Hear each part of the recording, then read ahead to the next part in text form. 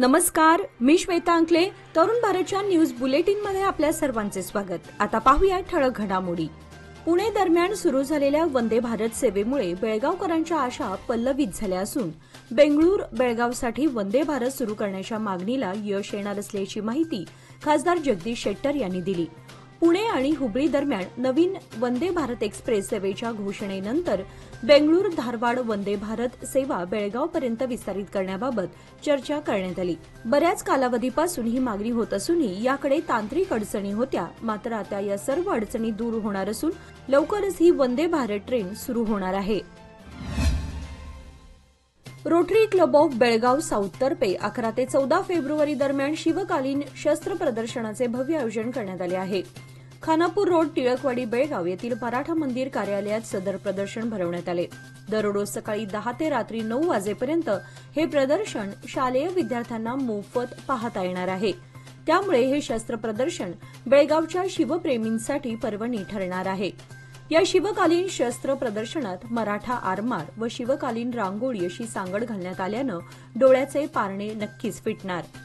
आज मंगळवारी सकाळी 10 वाजता गोवा वेसेतून शस्त्र प्रदर्शनानिमित्त मिरवणूक काढण्यात आली होती.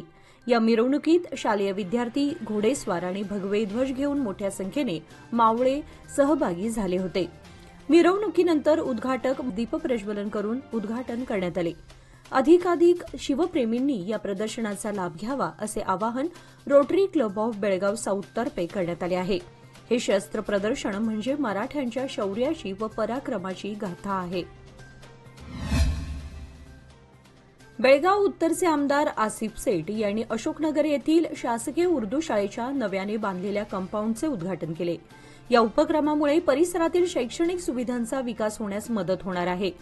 यावेळी युवा नेते अमान सेठ यांच्या उपस्थितीत आमदार आसिफ सेठ यांनी विद्यार्थी, शिक्षक व स्थानिक नागरिकांना संबोधित केले.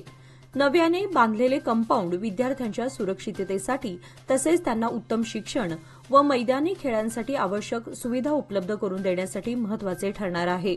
बेळगाव उत्तरमधील शिक्षणाच्या दर्जात सुधारणा करण्यासाठी आमदार आसिफ सेठ सातत्याने प्रयत्नशील आहेत. विशेषतः मागास भागातील शाळांसाठी अधिक सोयी सुविधा निर्माण करण्यावर त्यांचा भर आहे.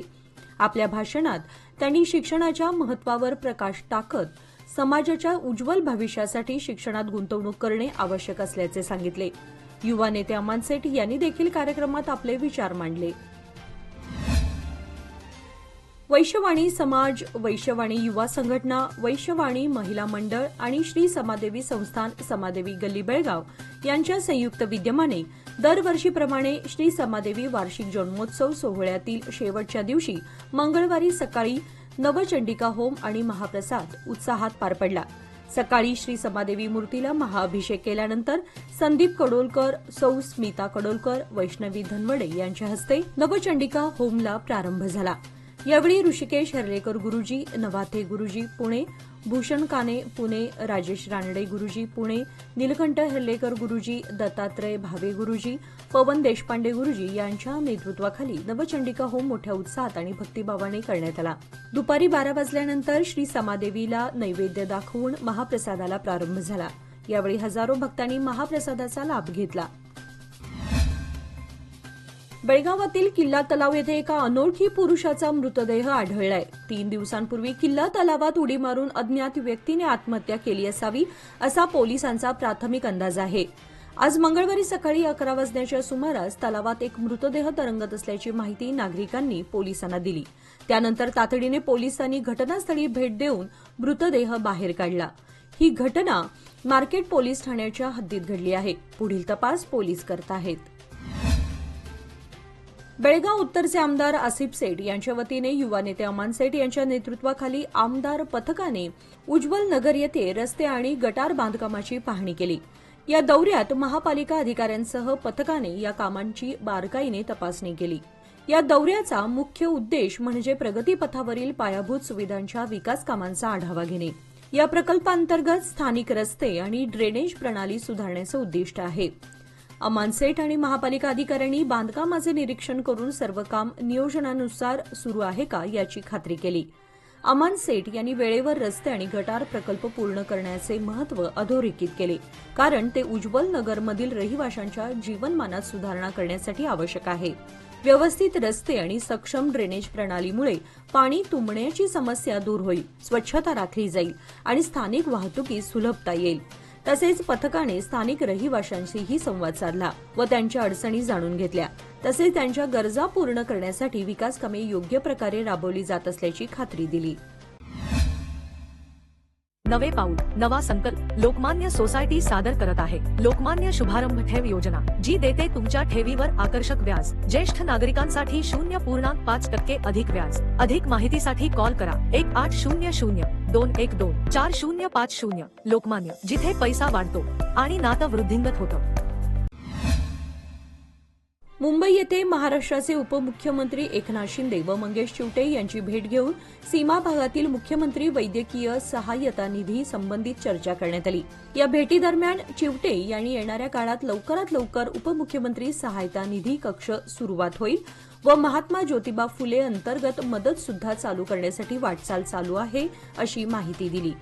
येणाऱ्या थोड्याच काळात सीमा भागातील 865 गावांना सुद्धा उपमुख्यमंत्री वैद्यकीय सहायता निधी व महात्मा ज्योतिबा फुले अंतर्गत योजनांचा लाभ मिळण्यास सुरुवात होणार आहे. या भेटीदरम्यान सीमा भागातील समितीचे वैद्यकीय समन्वयक आनंद आपटेकर, राजेश लोहार आदी उपस्थित होते. निसर्ग हा सर्वांसाठी आहे. जंगलाचे रक्षण करणे हे केवळ वन खात्याचेच काम नाही, तर वन खात्याबरोबरच प्रत्येक नागरिकाचे कर्तव्य आहे. वन खात्यात काम करणारे अधिकारी व कर्मचारी निवृत्तीनंतर झाडे घेऊन जात नाहीत, परंतु जंगलाचे संरक्षण करण्यासाठी सर्वांनी एकत्र काम करणं गरजेचं आहे. आगीपासून जंगलाचं संरक्षण करण्यासाठी शाळा महाविद्यालयातून जागृती अभियान राबवण्यात येत आहे. गावातील नागरिकांना जागृत करण्यासाठी विद्यार्थ्यांची भूमिका महत्वाची असते, असे प्रतिपादन कणकुंभी वलय अरण्य खात्याचे डेप्युटी आरएफओ संजय मगदूम यांनी केले. बेळगाव प्रादेशिक अरण्य विभाग यांच्या मार्गदर्शनाखाली जनरंग, जनपद, कलातंड, शिरहट्टी, गदग व चिंतना ग्रामीण नगराभिवृद्धी संस्था कोडिहाळ यांच्या संयुक्त विद्यमाने आगीपासून जंगलाचे संरक्षण हे पथनाट्य कणकुंभी येथील श्री माऊली विद्यालयात सादर करण्यात आले. यावेळी संजय मगदूम यांनी विद्यार्थ्यांना मार्गदर्शन केले. बिजगर्णी गावातील प्रमुख गल्लींपैकी लक्ष्मी गल्लीचा हा एक रस्ता आहे. छत्रपती शिवाजी महाराज चौक ते लक्ष्मी मंदिराकडे व पुढे ब्रह्मलिंग मंदिरकडे जाणारा हा रस्ता असून येथून नेहमीच वर्दळ असते. या ठिकाणी शिवाजी महाराज चौकातील गीतांजली अंगणवाडी समोर गटारीचे काम अर्धवट स्थितीत आहे.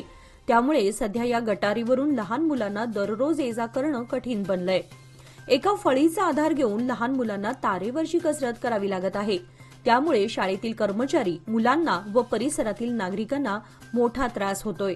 हे लक्षात घेऊन ग्रामपंचायतीने येथील गटारीचे काम तातडीने हाती घ्यावे, अशी नागरिकांनी मागणी केली आहे. उचगाव लक्ष्मी गल्ली गांधी चौक येथील रहिवासी रमेश शिवाजी देसाई यांच्या राहत्या घराला लागून असलेल्या जनावरांच्या गोठ्याला रात्री 2च्या सुमाराला शॉर्ट सर्किटमुळे लागलेल्या आगीत जनावरांचा संपूर्ण गोठा जळून खाक झालाय. प्रसंगावधानामुळे गोठ्यामधील 2 म्हैशी मात्र सुदैवाने बचावल्यात. या आगीमध्ये गरीब शेतकऱ्याचं सुमारे 1 लाख किमतीचं नुकसान झाल्याचा अंदाज व्यक्त करण्यात येतोय. आकस्मिक झालेल्या या नुकसानीमुळे ते हतबल झाले आहेत. शासनाने त्यांना तातडीने आर्थिक सहाय्य करावे, अशी मागणी रमेश देसाई आणि ग्रामस्थांनी केली आहे. खानापूरचे तहसीलदार प्रकाश गायकवाड यांचे अखेर निलंबन करण्यात आले असून त्यांना धारवाड येथील जिल्हाधिकारी कार्यालयातील निवडणूक विभागात बदली करण्यात आली असून त्यांची खातेनिहाय चौकशी सुरू असून त्यांच्यावर बेहिशोबी मालमत्ता मिळवल्याप्रकरणी फौजदारी गुन्हाही दाखल करण्यात आलाय. तहसीलदार प्रकाश गायकवाड यांचा कार्यकाळ अत्यंत वादग्रस्त आणि भ्रष्टाचाराचा कळस गाठणारा ठरला होता. गायकवाड यांच्या बदलीने तालुक्यात समाधान व्यक्त होत आहे. कर्नाटक राज्य ग्राम प्रशासकीय अधिकारी मध्यवर्ती संघ यांच्या वतीने काल सोमवार दिनांक 10 फेब्रुवारीपासून बेळगाव तहसीलदार कार्यालयासमोर बेमुदत आंदोलनाला सुरुवात करण्यात आली होती. या आंदोलनात आपल्या हाताला काळ्या पट्ट्या बांधून मूक आंदोलन करण्यात येत आहे. तलाठी पदाच्या अधिकाऱ्यांवर महसूल संबंधित कामासोबत पीक सर्वेक्षण तसेच आयोजनाची जबाबदारी देण्यात आल्याने आपल्यावर कामाचा बोजा वाढला असून हा कामाचा बोजा कमी करावा, या मागणीसाठी बेमुदत आंदोलन छेडण्यात आले आहे. या तलाठ्यांच्या वतीने करण्यात येत असलेल्या आंदोलनाला सरकारी नोकर संघाचा पाठिंबा मिळाला असून अध्यक्ष बसवराज रायगोड यांनी तलाठी यांची आज मंगळवारी सायंकाळी भेट घेतली. आजच्या दुसऱ्या दिवशीही तलाठी आंदोलनावर ठाम असून जोपर्यंत आपल्या मागण्या मान्य होत नाहीत तोपर्यंत हे आंदोलन असेच बेमुदत सुरू राहील असे आंदोलनात सहभागी झालेल्या कर्मचाऱ्यांच्या वतीने सांगण्यात आले आहे. याचबरोबर आजचे बातमीपत्र इथेच संपले. अधिक माहिती आणि ताज्या घडामोडींसाठी पाहत रहा तरुण भारत न्यूज चॅनल. तसेच आमच्या चॅनलला लाईक, शेअर आणि सबस्क्राईब करायला विसरू नका आणि विश्वासार्ह बातम्यांसाठी दररोज वाचा दैनिक तरुण भारत. धन्यवाद.